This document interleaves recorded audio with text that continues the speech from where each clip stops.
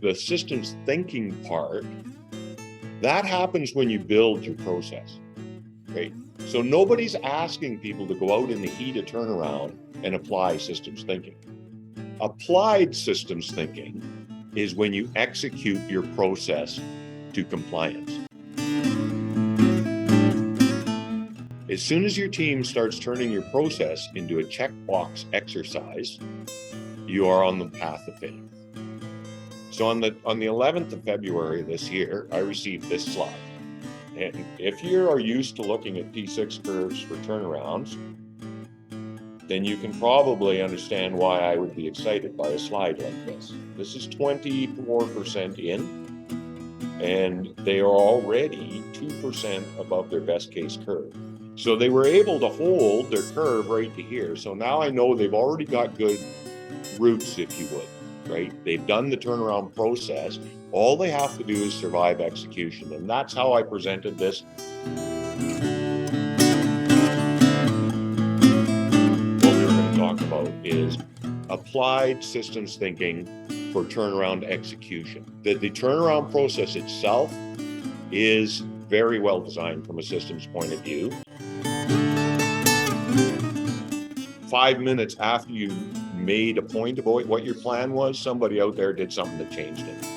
So what do we need in order to have applied systems thinking at the execution level? That's quite a bit bigger challenge than the turnaround process itself, because you need to be able to make your changes in meaningful real time. This was the same client in 2020. And that looks like a turnaround curve that almost all of us have seen over and over and over again.